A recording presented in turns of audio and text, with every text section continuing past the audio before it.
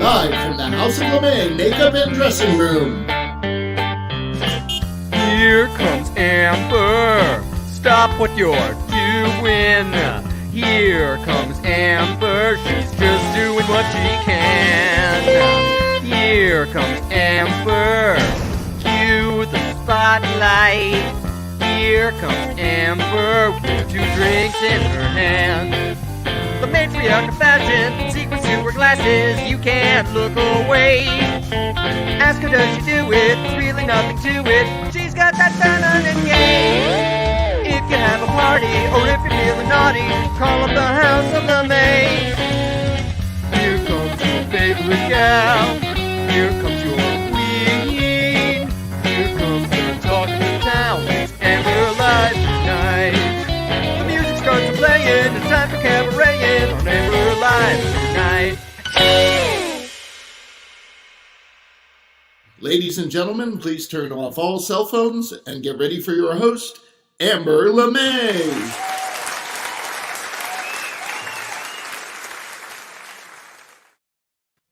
Hello, everyone. Happy Sunday.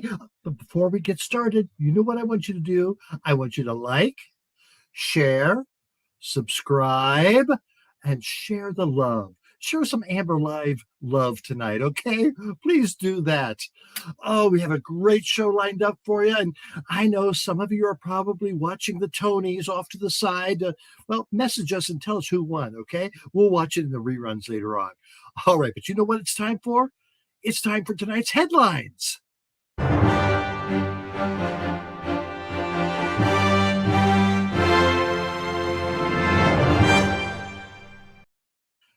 According to the website Friendly Atheist, Reverend Francesco Spagnesi, a Catholic priest in Italy, was arrested this week after allegedly taking $117,000 from his church's bank account, including donations to fund lavish gay sex parties. Are there any other kind? Police took action after discovering that the Reverend's roommate had imported a leader of the common date rape drug, GHB. Police are in the process of interviewing 200 people who said they have attended the parties in the past 2 years. Past 2 years? Did the pandemic not reach Italy?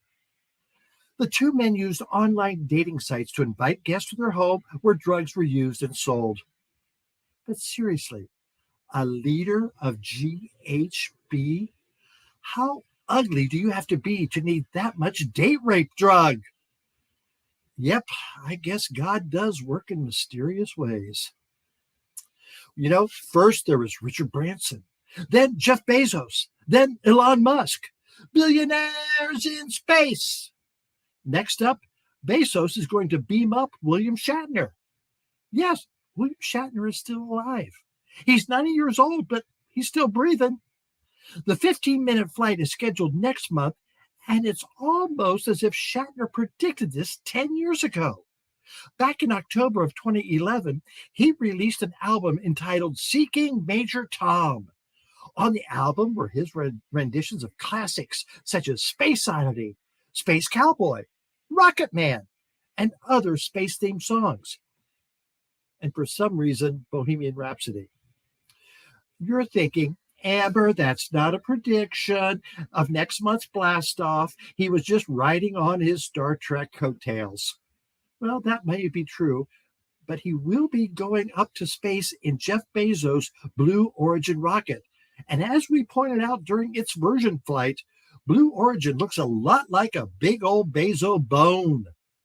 Now compare Blue Origin with the rocket on the album cover. Coincidence? I think not. William Shatner has resurrected himself and his career countless times. Let's just hope this time that space isn't his final frontier.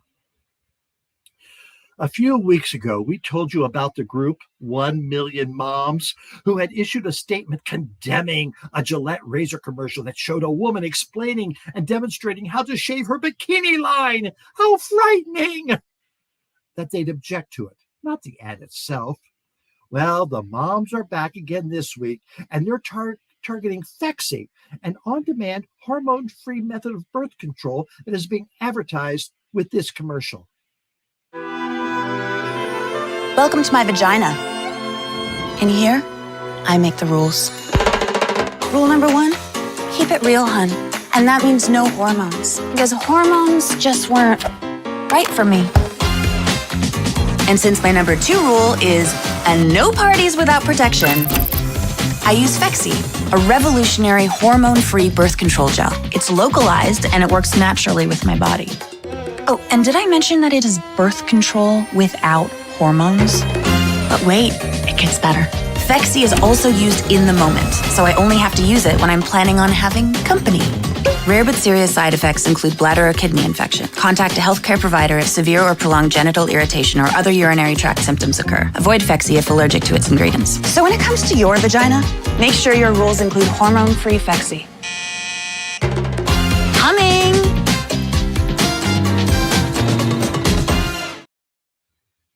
Yes, that commercial is called Welcome to My Vagina. And yes, you did recognize Annie Murphy from Schitt's Creek.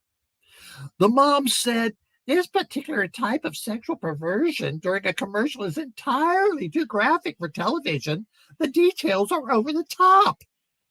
What's with these moms and their obsession with other women's hoo-hoos? First, they're against bushwhacking, and now they're pro-procreation and discouraging women from controlling their own bodies. Their PTA meetings must be a riot.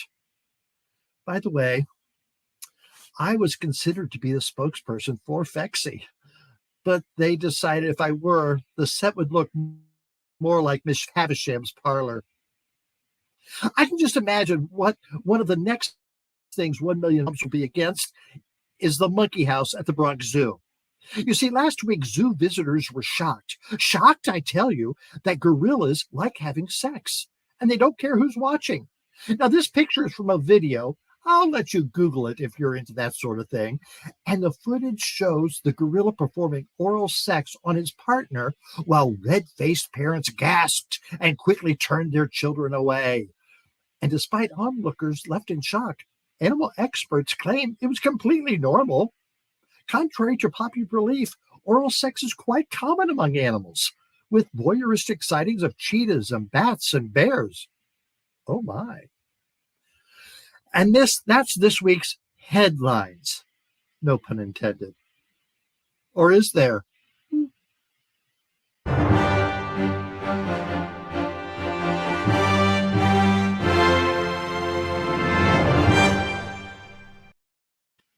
That's the headlines. So now it's time to talk to Russell. Russell, come on in.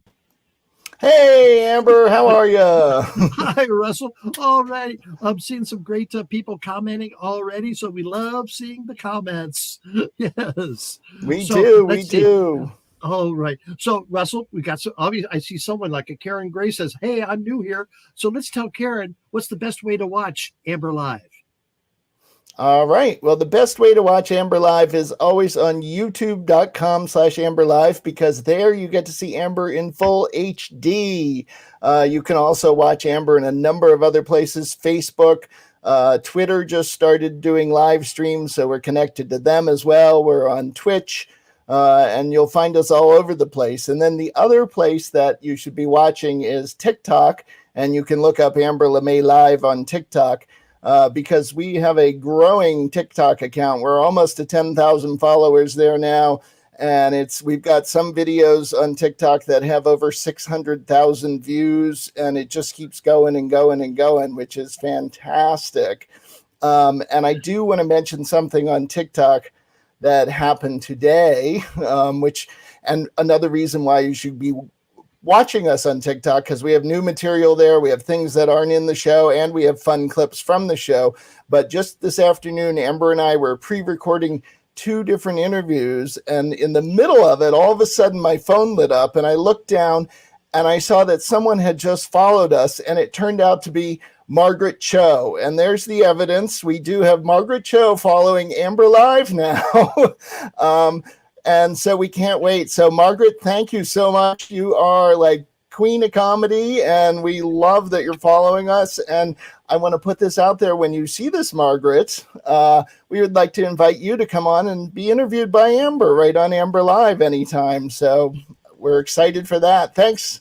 And that's a reason why you should all go watch us on TikTok, as well as watching us on Sunday nights and on Wednesday nights. Oh, Wednesday nights, we do this thing called Amber Chat. We've been doing that for almost 40 weeks now. Every Wednesday from like 8:15 to 9:15, we get on and we just chat. And we have a whole group of people who come on every week to watch and comment. We've got people from California, from Montana, from Illinois, Indiana, Ohio, Florida, Tennessee, New York, England, Newfoundland, every week. Hawaii, England, Australia. it's amazing. Australia, we've had, it's just where they find us, I don't know, but they're fun. They comment. Last week, we talked about hot dogs. How do you like to eat a hot dog? How do you prepare it?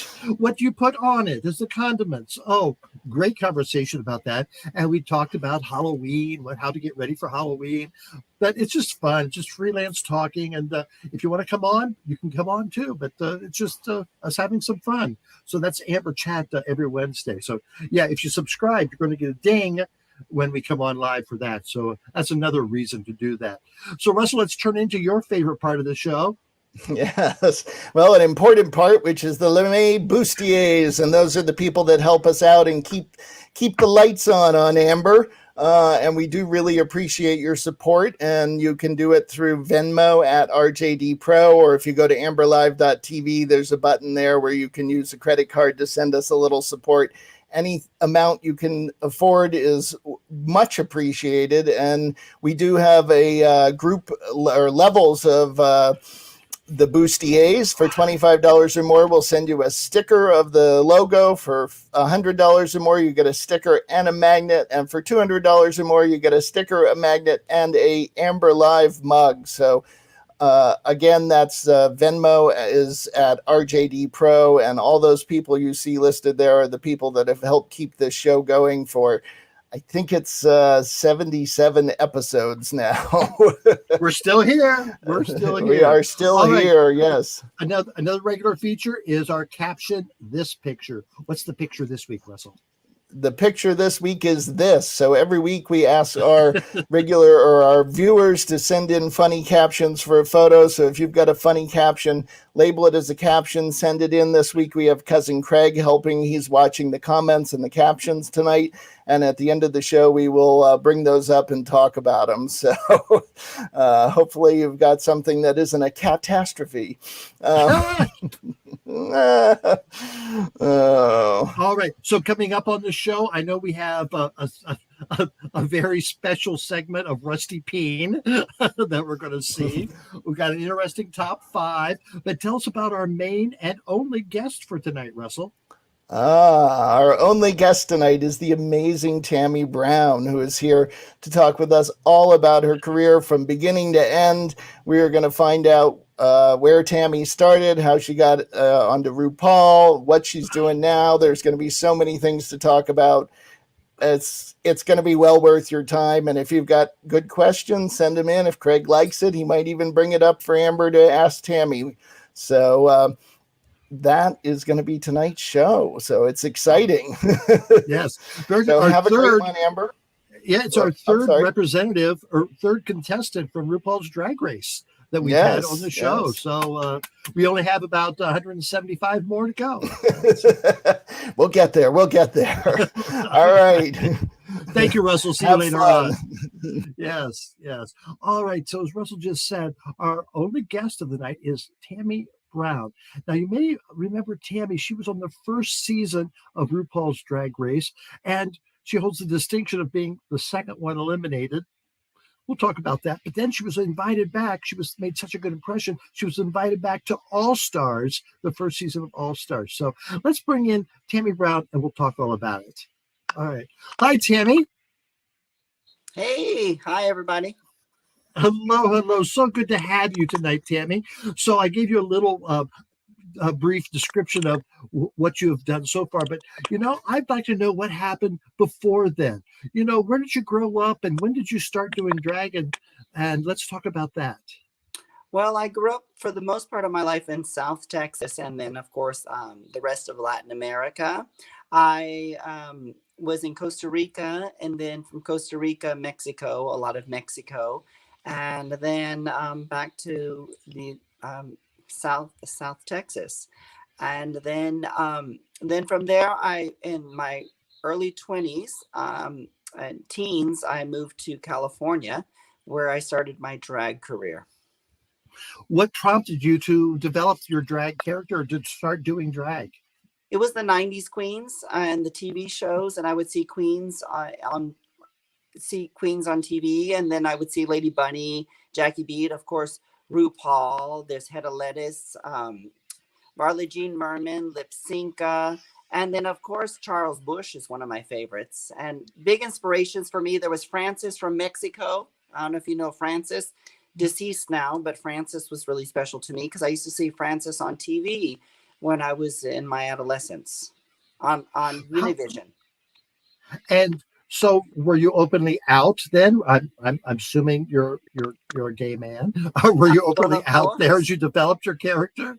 Well, I would probably consider myself gender fluid nowadays. Okay. And well, male, female, both parts of the spectrum. I feel both parts. And as a kid, I came out early as a young homosexual. And my pronouns are ma'am, sir, she-ness, queen studs. Okay, that sounds great. But in high school, I started doing drag, yes. So what was your first character like, or what was your first drag attempts?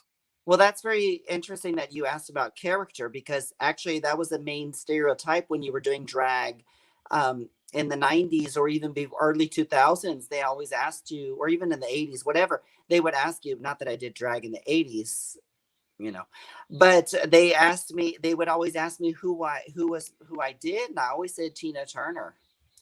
And now with cancel culture, you have to be very careful saying who you mimic and stuff, but being white, that I did Tina Turner, but I did Tina Turner. Not that I painted myself in blackface, but I mimicked her moves. And Jasmine Masters will state this, that I have certain aspects to Tina Turner's character that I do when I do her. So what prompted you to go to Tina? What drew you to Tina? Oh, Tina Turner. Actually, I saw the movie What's Love Got to Do with It? And around 2004, I saw it on VHS. And then we rented the movie. Actually, we rented the day that our dog, we had to put our dog to sleep, Bailey, our Cocker Spaniel. And we went and rented a movie that evening. And there was What's Love Got to Do with It? And I was infatuated. And I kept saying, she's covering Proud Mary. Proud Mary is from Creedence Clearwaters. But all summer long, I was rolling on the river. And it was her, the way she carries herself. And I loved Angela Bassett's portrayal. And I just love the whole aesthetic. I've always been connected to the past in a sense. I really would like to say that in my past life, I probably died automatically in the 80s and had been in the 60s, 70s, 50s, and whatever, and then came back automatically. I can see some of Tina's energy in you, especially in some of your activities on Drag Race. I could see you interacting with them. So you were a Tina, I don't want to say character, but persona. Where did you perform? What type of things did you do? It started in high school with lip sync competitions. We called it record mime. And there was actually a UIL activity there in Texas.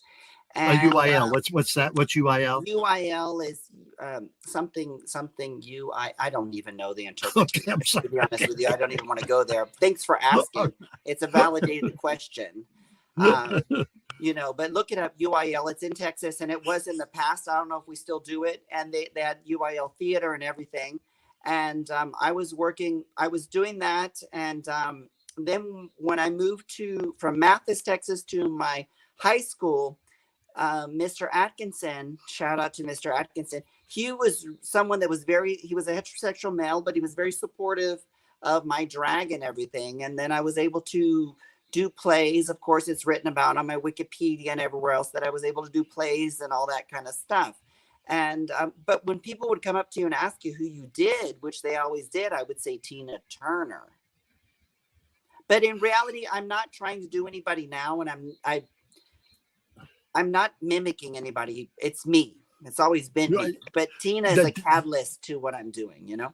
An inspiration, you know? Yes. Yes.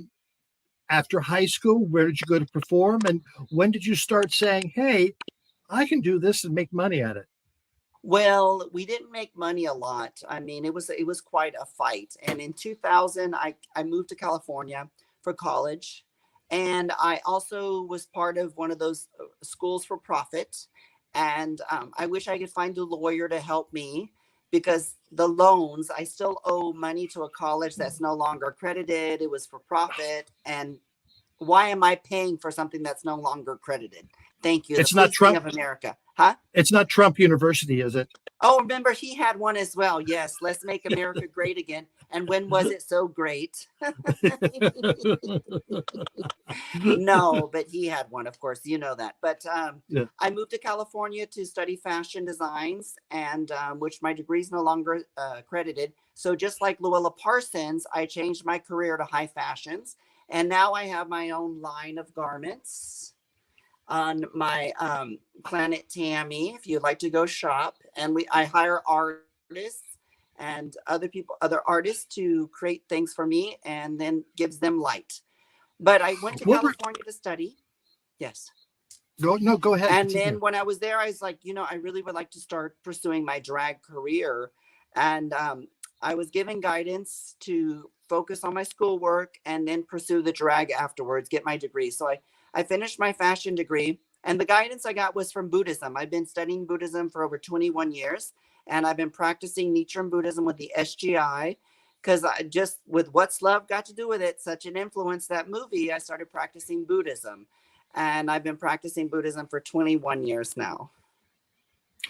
What were you doing before RuPaul's Drag Race that got you on to RuPaul's Drag Race? Well, regionally in Los Angeles, I was well known. I was doing my thing. There was about five of us that were well known, and I was one of the 5. And there was an audition for RuPaul's Drag Race. People don't know that there was actually an audition for RuPaul's Drag Race, and it was national. And I applied for that. Nina Flowers was on there. There was many other people, and I was on the top 20 I was 20 of the most influential and most popular on that, because Nina Flowers actually pulled me aside and said, on season 2, when we were the Brown Flowers, and not season 2, when we were on All Stars #1, which I went home #2 as well on there. I always go home #2, but where's my Grammy? That's what I want to know. Where's my Grammy for spoken word? For, if Miss Thing can get a Grammy for It Takes a Village, Miss Hillary Clinton, where is mine? See You in the Magazine, Walking Children in Nature, Teleport Us to Mars, many, many more. Tears in the Rain, Can't Feel No Pain. Oh, I've listened to Walking Children in Nature. We'll talk about that. We'll talk about that later on. But right now, we'll be right back with the next portion of with Tammie Brown. Hang loose, Tammie. We'll be right back with you. All right. So now we'd like to bring you our next episode with Rusty Peen. Thinking and drinking with Rusty Peen. Doing? Welcome to another edition of Thinking and Drinking. I'm Rusty Peen, president of the Beaver Pond Guns and Tackle Society. Our mission is to arm more drag queens, because a loaded drag queen is a safe drag queen. Dude, I was talking to Mocking the other day. Mocking was saying, dude, Rusty, you ain't never done shit with your life. You just sit around and talk all day like a drunken peen, huh? Well, dude, I said, Mocking, what do you mean I ain't never done shit, dude? I done shit. I talk Cousin Craig, I talk English good. Franz Regina Erba Fumit. Oh shit, did you know that, Cousin Craig? I drop kicked that fucking troll in the fucking throat, dude. Dead show. Dude, we reached out to this guy, you know, if I had it my way, I would have said, dude, I'm gonna fucking drop kick that fucker in the fucking throat, dude. Dude, I even won a Golden Cootie Award for my short film, Marshmallow Pete Thunderdome video, dude. So don't say I ain't never done anything in my life. Okay, dude. So, this is an instrument. It's a ukulele. It's like a guitar, but it's not. It's, okay. So, that's how your dog is fleas. So, that's how you make sure, that's how you play ukulele. If your dog is fleas, you can play ukulele. Do it. See what you don't say, nerd on shit, huh? Hey, Martine was saying I should read the Bible, and I said, Martine, I read a fucker one time, and she said, but you can't name 5 books of the Bible. I said, okay, here we go. There's, Genesis. It was good until Phil Collins thought that he could outdo Peter Gabriel, and we all know how that turned out. You know, Peter Gabriel was fucking sledgehammer doing it. Fucking nailed it and shit, dude. Exodus, Bob Marley, as peak Bob Marley, dude. It's all good, but it doesn't get much better than that. Start to finish, dude. After the way go. Pastor Duder Fist. He wrote a book that's about how the aliens are gonna implant a computer shell into your brain. And that's why he hides out in a closet all day, dude. There's Matthew, there's Matthew, David, there's the book of Courtney, there's Jennifer, and Lisa. There's a 6 book right there, dude. So, you know, count down on top of ones that I already named, you know, we're closing in on double digits right now, dude. Okay, what else we got? Anheuser-Busch. That ain't one. Yeah, that's really one though. There's, books. There, dude, who wrote Anarchist Cookbook? No, that ain't Bible. Someone's Bible, dude. Dude, this has been a part of the list of books from the Bible, from the horse's mouth. I'll see you next time. Thinking, drinking, I'm Rusty Peen. Thinking and drinking with Rusty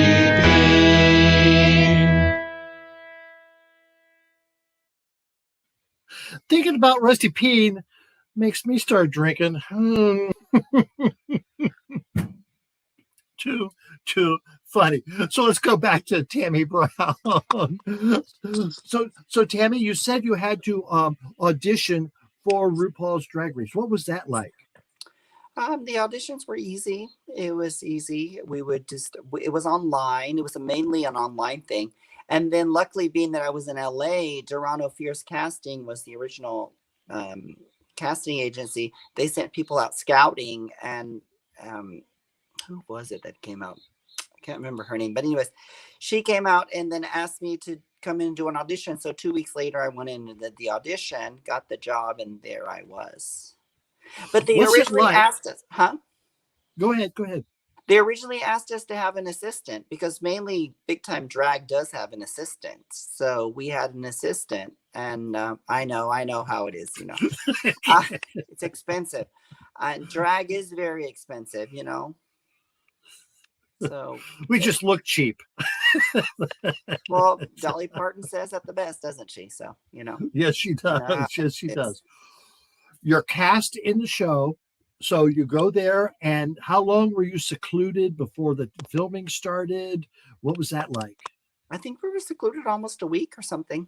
It went by so fast, less than a week. And then into the show. And I mean, there was bed bugs, that's for sure.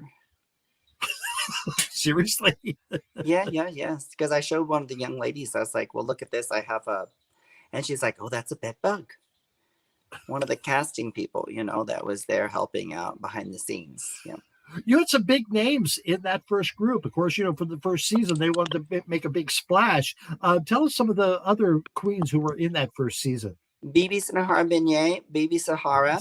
And Bibi Sahara is going to be celebrating her 20 years of drag very soon. Yeah. Which I'm really happy. So shout out to her. And then we had Nina Flowers. And then we also had Angina. Shout out to Angina. Yes. And there was Jade. And then there was Rebecca Glasscock, of course. And there was Akasha. And then, of course, you have Victoria Parker, Hog Chop Parks. Yes, yes. So the first week, Pork Chop went home, which I thought was unfair, because she's worked so hard and she's a staple within the community. And as far as that went, but she got her comeuppance, as one would say, I guess. Yeah. Well, I was so happy because I was looking forward to RuPaul's Drag Race to come on and to see it. And then I'd see clippets of all the, the female illusionists or the female impressionists. Oh, Chanel. And then I saw you and I thought, God, Tammie's like me, a real drag queen. And so I was really rooting for you to show the other girls, that, we have a place too. But you must have made an impression because they invited you back for All Stars. How did that feel? It was great to be asked back to All Stars. And I was told that I was going to be asked back. I thought to myself, please, with that. It's just the pressure is so hard from being on the show, of course, But I was excited and I was ready to do it, of course. And then they paired us up and things happened the way they did. But I wouldn't change it. I really enjoyed working with Nina Flowers. I wish that she would answer her phone nowadays, but she doesn't do that because she doesn't want to have anything to do with the show. So. Some Boricua. Because she's from Puerto Rico, Boricua. In watching the show, it looks like, this is your assignment and you have 30 minutes to do it. It looks like you have to rush and do it. What is the actual time frame of something like that? 30 minutes. Oh, really? No, it really is. It's not really conducive. Or yet you'll be given a large amount of time, or you'll be given a small amount of time. And then, I appreciate what Valentina does when she's on the show. And like Rebecca Glasscock said on the first season, she said, you don't rush a queen, which is the truth. But also the way Valentina does that, she comes on, if I'm not ready, I'm going to wear glasses. That's the truth, And RuPaul, no tea, no shade. She used to wear glasses on stage, and because she wasn't doing her full makeup back in the early 2000s and stuff. And that's the fact within the industry, but that doesn't matter. She has an Emmy-winning show, so who cares? What was the relationships between the different contestants? Is it what we see, or you're on camera, so you're going to take that time and be bigger than yourself? I think it varies from personality to personality.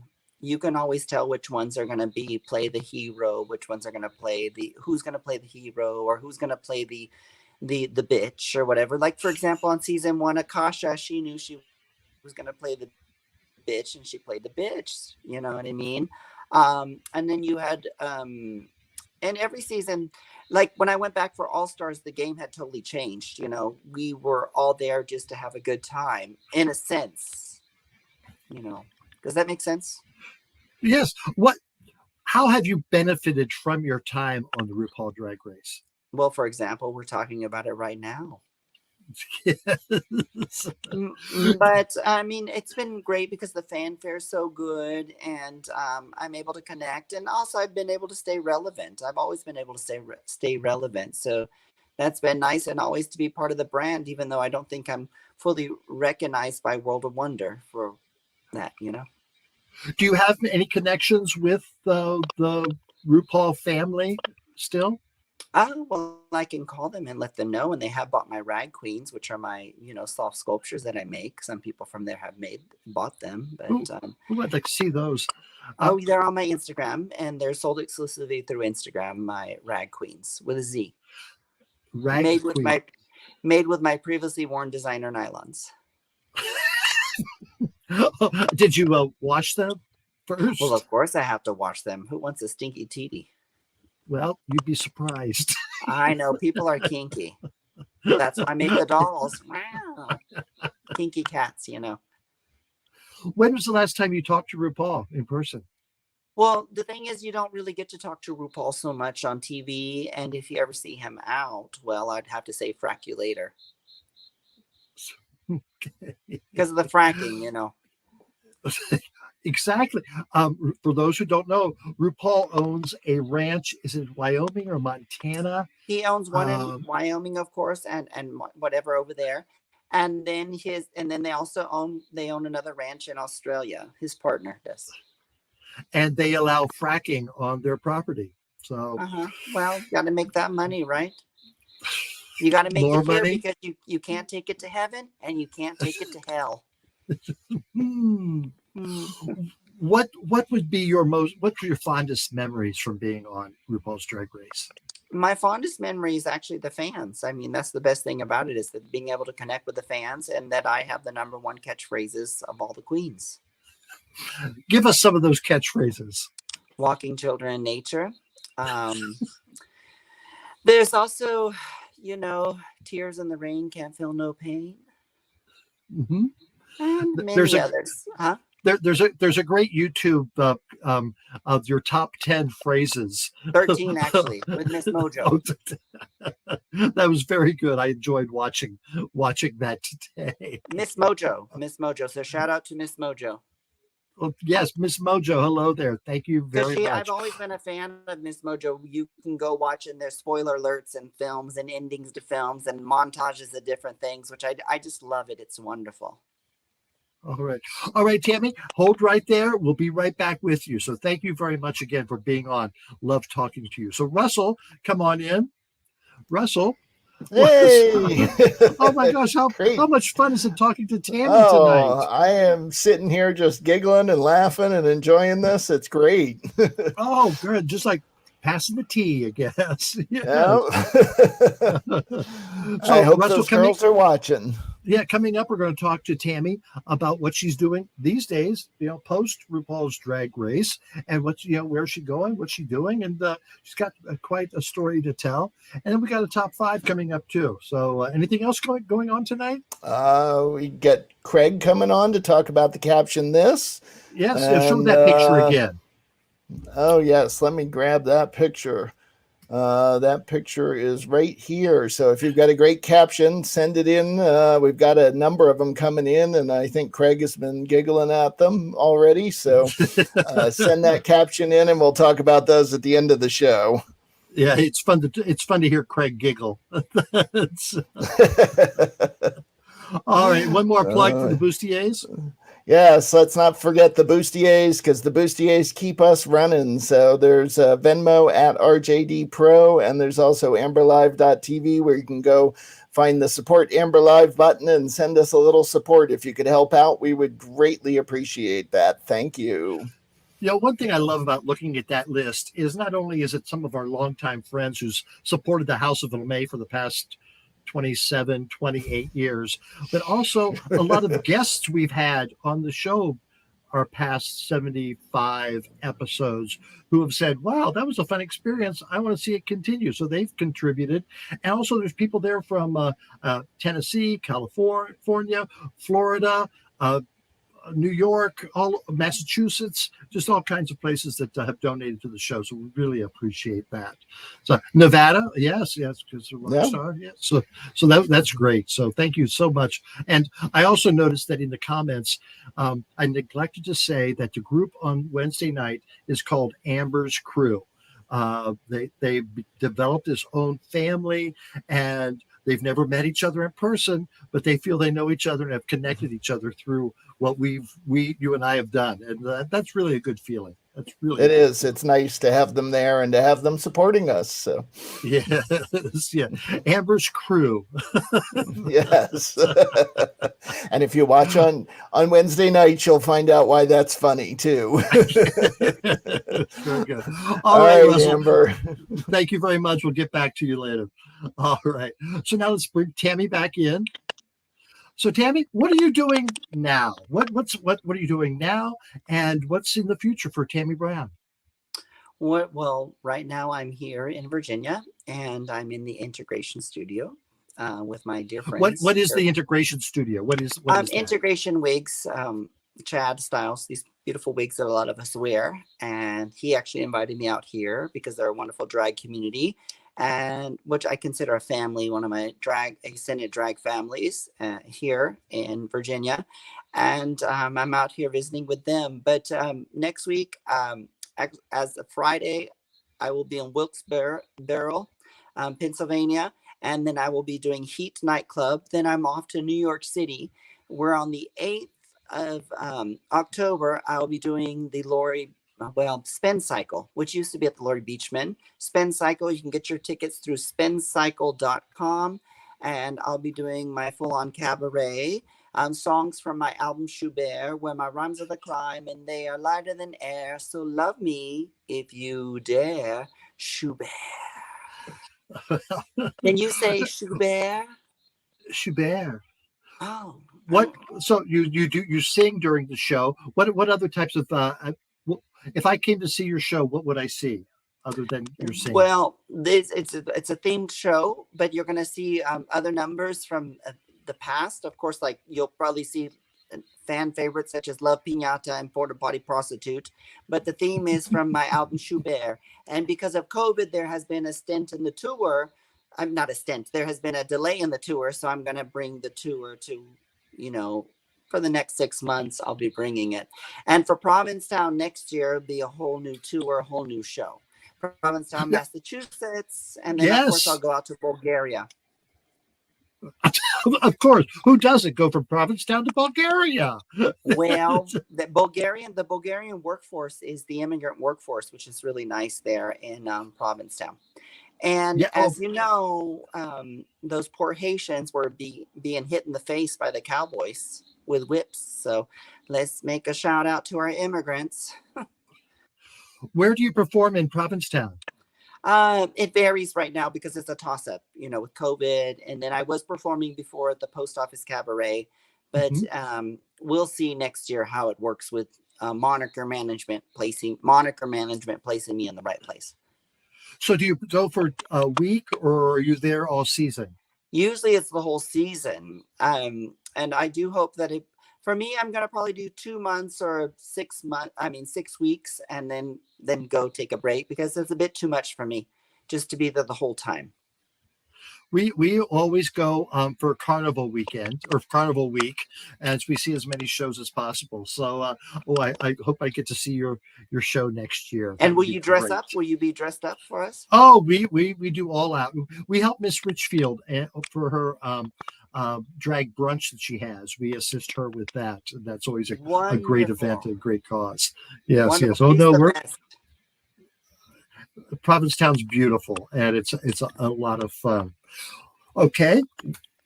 After you do this one tour, what do you see happening in the next 3, 4, 5 years for Tammie Brown? Well, of course, we have The Browns, my series, The Browns, which is on Out TV, and then it's going to be on other platforms like Amazon Prime. And I don't know if you know that we released Holiday Sparkle, which is on Amazon Prime and everything, my Holiday Sparkle special with all original music and everything. And we'll be releasing in this November of 2021, we will be released. I have to think about it. Whoa, quarantine. Woo. No, we will be releasing The Browns and then the season 2 of The Browns. And then I'm also working on new music with Markaholic and also with the person that I worked with my last album, Schubert. So I'm working on a couple singles with him and then Markaholic.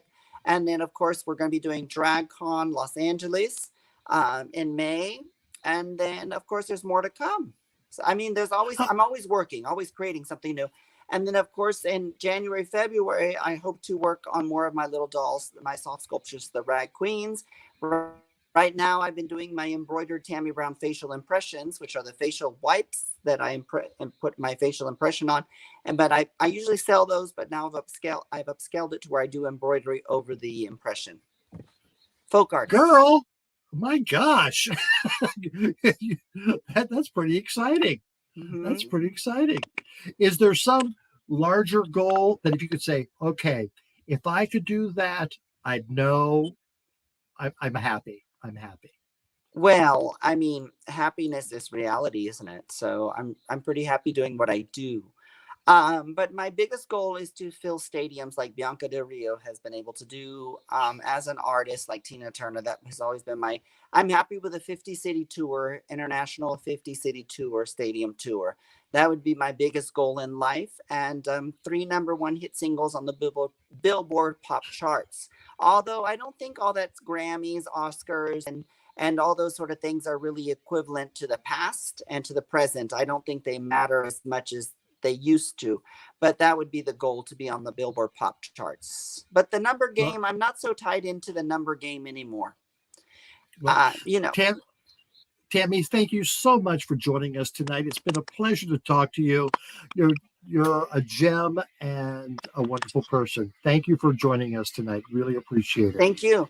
And I hope that when you're in Provincetown and hopefully at Carnival, that together, when I'm done up, we can have a photo together, a commemorative photo. Yes, we will. Yes, we will. Thank you. Good. Travel safely there, Tammy. Thank you very much. Bye-bye. Bye-bye. I have a lot of fun on Sunday nights, and that's one of the reasons I get to talk to wonderful people like Tammie Brown. Wasn't that? That was just so good. That was just so good. All right. So now it's time for my top 5. Okay. I'm doing it a little different this week because you know what? I'm a little pissed. This COVID thing is really ticking me off. And so the top 5 tonight are related to COVID. I know you don't want to hear it either, but I just have to express myself. All right. So number 5, in Auckland, New Zealand, they have taken this pandemic very seriously from the start. And recently they closed the city down again, including shutting the doors to all fast food establishments. Now, this prompted 2 aspiring entrepreneurs to attempt to smuggle illicit Kentucky Fried Chicken into the city. KFC. Cops said they found at least 3 buckets of chicken, 10 tubs of coleslaw, and a big stash of fries on the side. Police also found $100,000 in cash and a number of empty bags. What? No gravy? Eric Cartman would be so disappointed. He loves that gravy.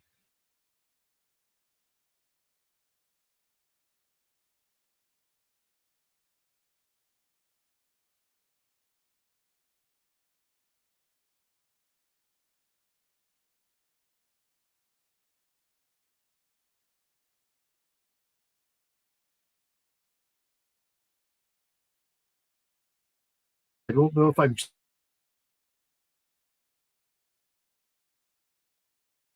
Someone post me. Am I still on air? You're still on. Okay. we had a little freeze there. I don't know what happened. So okay. I'd say start with number 4 again. All right. So we've all noticed that there's a worker shortage in the country. Stores, restaurants, and probably where you least expect it. The situation was so bad in Boston, it forced Jim Mayers, an 11th grade English teacher, to rent a party bus for a field trip because of a school bus driver shortage.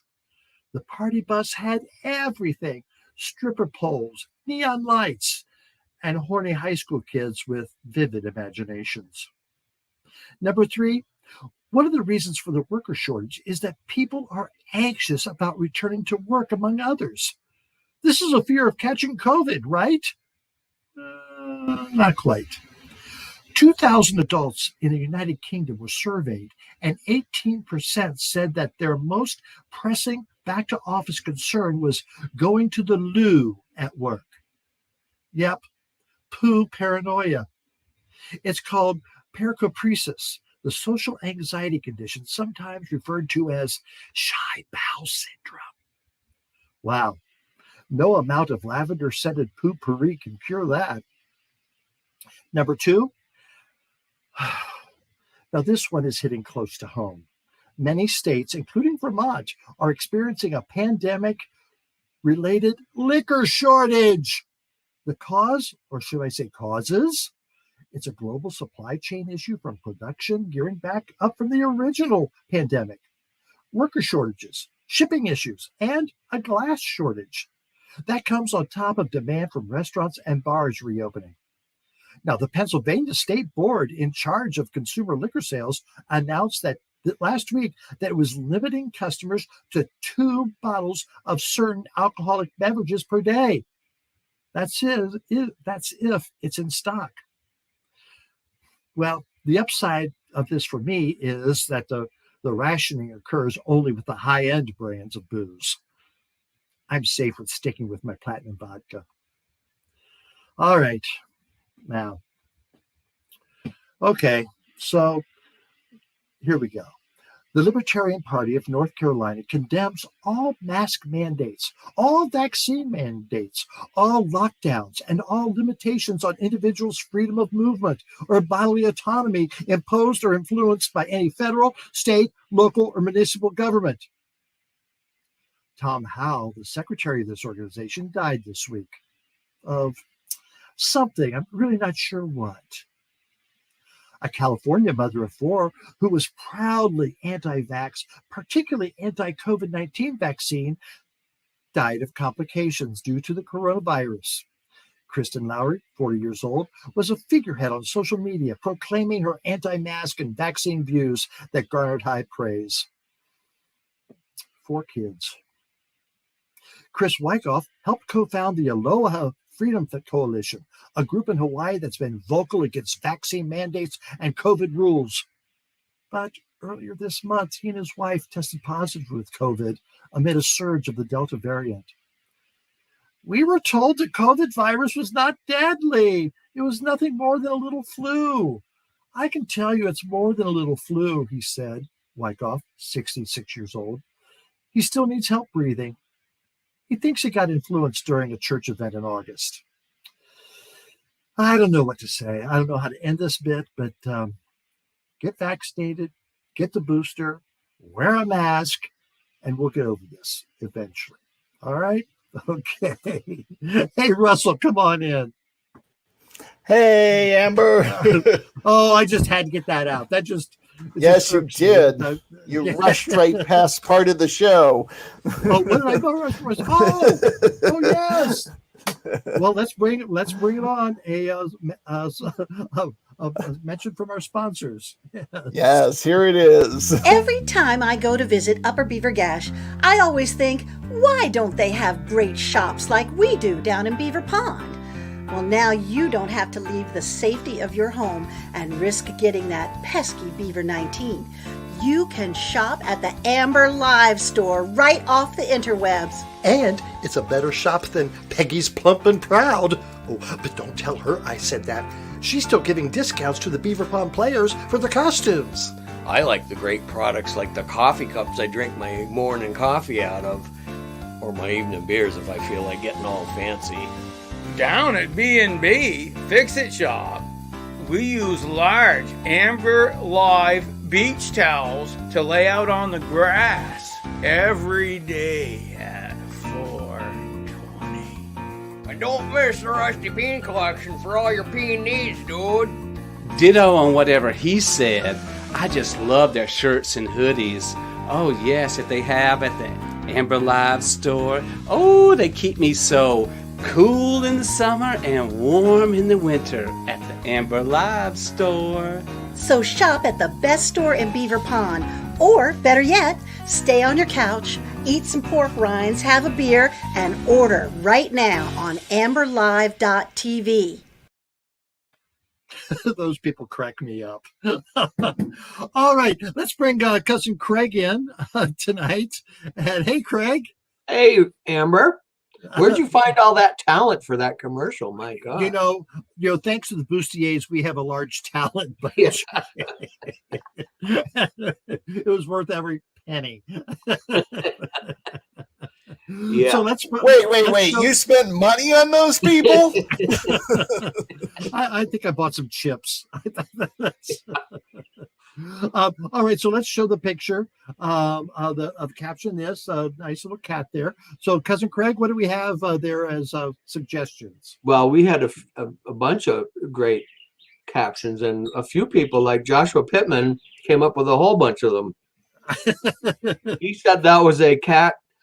Well, I don't know whether you pronounce that catastrophe or catastrophe. But in any case, I thought that was funny.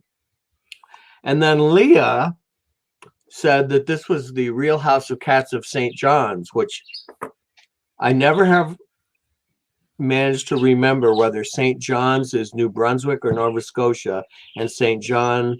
But now I will always remember that, thanks to Leah, that St. John's, where the cat house is in Newfoundland. Oh, she'll tell you. Yeah, I'm sure. Joshua also said this was Cat Flicks. She does look like a movie star, doesn't she? Yes. Despite the hair curlers. And then also said, where's my cat husband? I've got someone texted me from Shar from Sacramento saying that is that Pearl's feline cousin? That's an inside joke from Shar's friends, but I understand.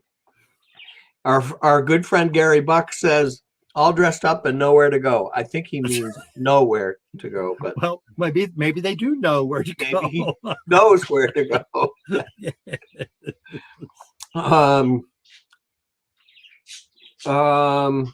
And also Gary says, I'm ready for my close-up, Amber. Then I can host the show too. So the next time you don't feel like doing the show, I think Gary puts on his little pink frou-frou thing, and Joshua Pittman says his cat is almost all ready for the party. Almost.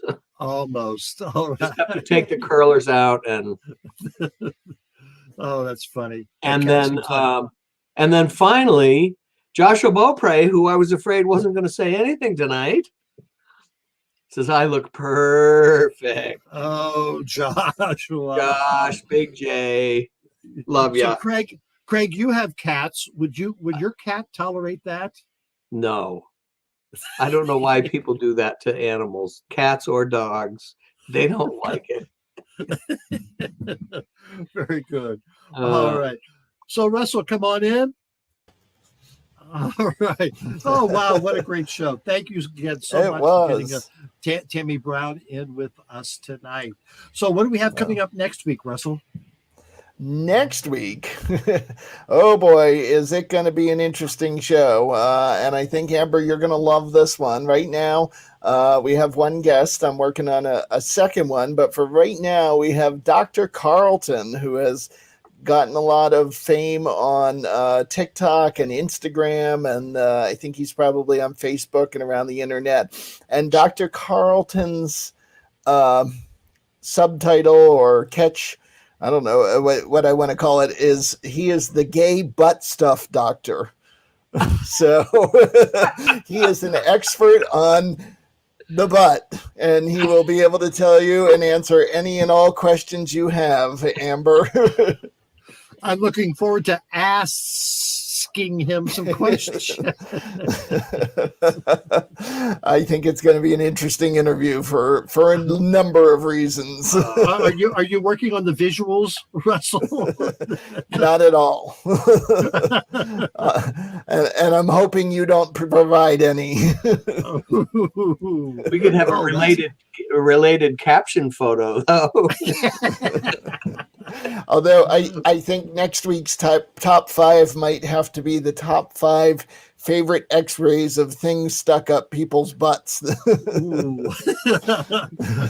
more than 5. There's more. I just happened to sit on that light bulb. Exactly. Yeah, Joshua asked, where's Rocco? Rocco's having some family issues. Mrs. Zamboni, his mother, passed away this week, and so Rocco's spending time with his family. And so we wish him well. We're thinking of him, and he'll be back next week. And I'm sure he will have something to say about our guest. Oh, and Char sent in a message for you, Amber. Yes, great elbow cough. Looking forward to butt study. Well, elbow cough. Yeah, okay. Rod, great show. Next week sounds like you're a little behind. The jokes are starting already. Oh, So, yeah. Save that material for next week. All right. Well, thank you guys very much. People were wondering where Jack is. Jack was making some money, tonight. So yes. Good for him.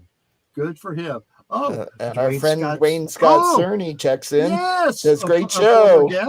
Former guest. Thank you, Dwayne. Yay. Looking forward to hear more from you. Yes. All right. Oh, how cool. Thank you, Craig. Thank you, Russell. Thank you so much. All right. That's it. That wraps up episode 75 or whatever of Amber Live. Thank you for joining us every week. And as you heard, we're going to do it again next week. Hope you'll join us. I'm going to be here. Hope you'll be too. Bye-bye.